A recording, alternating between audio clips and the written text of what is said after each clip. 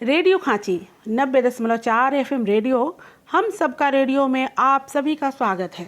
मैं डॉक्टर मीरा कुमारी BS college Lohardaga Hindi विभाग की विभागाध्यक्ष हूँ।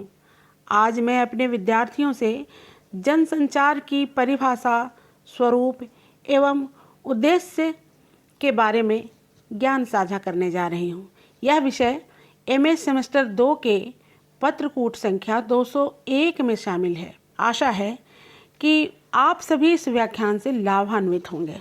जिस तरह किसी भी देश की प्रगति के लिए जरूरी है कि वह दुनिया के अन्य देशों में हो रहे विकास कार्यों से संबद्ध रहे, उनकी खबर रखे, उसी तरह किसी भाषा के विकास के लिए जरूरी है कि उसे दुनिया भर में हो रहे ज्ञान विज्ञान के विकास से तब तक जोड़ा जाए जब तक भाषा की अभिव्यक्ति क्षमता और ज्ञान संवेदना का पूर्ण विस्तार नहीं हो जाता। हिंदी इस देश की राष्ट्रभाषा एवं राजभाषा है। मनुष्य के पारस्परिक संबंधों के लिए भाषा एक अनिवार्य साधन माना जाता है। यह संस्कृति की संवाहिका है। यह समाज को एक सूत्र में पिरोती है, समाज को धारण करती है।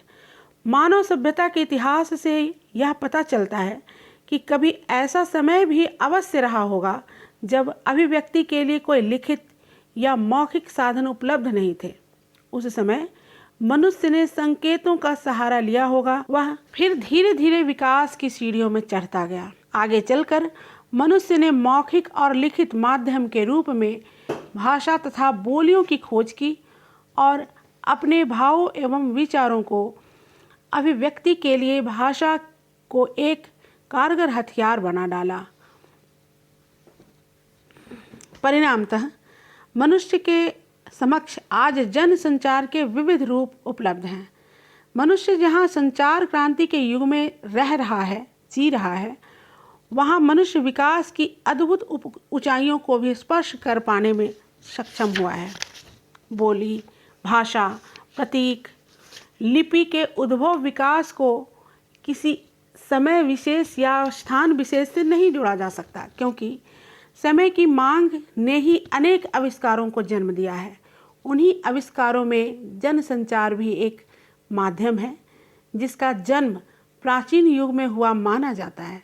कहा जाता है कि वैदिक काल में यज्ञों का आयोजन जनसंचार के लिए किया जाता था, अर्थात पुराने समय में नृत्य, गीत, संगीत, नाटक, भाषण, प्रवचन, संवाद इत्यादि के द्वारा सूचनाओं को जनता तक पहुंचाना ही तो जनसंचार है। प्राचीन काल में लोग छोटे छोटे समुदायों में विभक्त थे। उनका विस्तार अधिक नहीं था, इसलिए वे एक दूसरे के संपर्क से परस्पर जुड़े थे। पर आज मानव समुदाय समूचे विश्व में फैला हुआ है, इसलिए उनको सूचना प्रेषित करने हेतु संचार का सहारा लेना पड़ रहा है।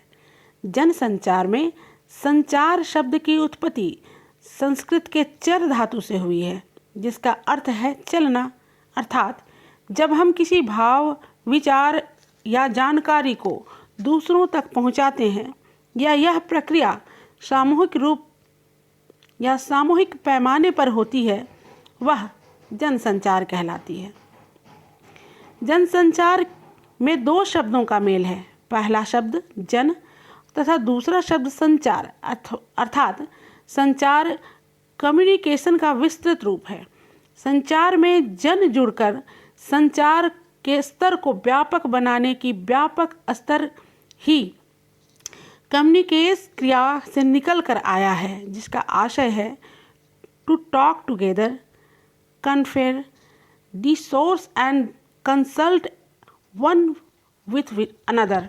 इतने सारे शब्द समूह जब लैटिन शब्द कम्युनिकेट्स के साथ जुड़ता है तो कम्युनिटी अर्थ संपादित या निष्पादित करता है, जिसका हिंदी अर्थ समुदाय, मनुष्य का एक दूसरे के साथ व्यवहार, भाईचारा, मैत्री भाव, साझेदारी, सहभागिता इत्यादि, अर्थात मनुष्यों का परस्पर व्यवहार, संपर्क, आदान प्रदान इत्यादि अनेक अर्थों को संप्रेषित करती है। वैसे संचार शब्द आज एक तकनीक शब्द के रूप में सामने आया है, जो कम्युनिकेशन का हिंदी रूपांतर है। इस शब्द का प्रयोग सामान्य रूप में किया जाता है क्योंकि इस शब्द का निर्माण संस्कृत की चर धातु से हुआ है, जो चलने का अर्थ देती है। अतएव जब हम कोई भाव अथवा विचार या जानकारी किसी दूसरे के समक्ष प्रस्तुत करते हैं या पहुंचाते हैं, यह जानकारी पहुंचाने की क्रिया सामूहिक तौर पर हो तो वही प्रक्रिया जनसंचार कहलाती है। जनसंचार मास कम्युनिकेशन का हिंदी रूपांतरण है और एक पारिभाषिक शब्द भी है। इसका प्रयोग मास मीडिया या सिर्फ मीडिया के लिए भी किया जाता है। ये दोनों साधन जनसंचार के ही माध्यम हैं, जो सदैव एक दूसरे से जुड़े रहते हैं। संचार दो या दो से अधिक मनुष्यों के बीच विचार विनिमय से संभव हो पाता है। इस विचार के अंतर्गत कुछ भी संदेश हो सकता है, चाहे वह सूचना हो, संदेश हो, जानकारी हो या भावनाएं हो, अर्थात संचार में संदेश या विचार अथवा जानकारी आदान प्रदान की जाती है। आइए जानते हैं कुछ विद्वानों के मत जनसंचार को लेकर। कई विद्वानों के मत हैं, जिनमें प्रमुख हैं डेनिस मैकॉल। वे कहते हैं कि संचार साधनों ने दुनिया को बहुत छोटा बना दिया है। तार बेतार, टेलीफोन, रेडियो, दूरदर्शन ने बहुत हद तक भौगोलिक दूरियों का मतलब ही बदल दिया है। संचार और संपर्क के आधुनिक कौवे अब हर सुबह नहीं बल्कि हर पल दुनिया की खैरियत, उसके हर्ष विषाद और उसकी उपलब्धियों की खबर लेते हैं।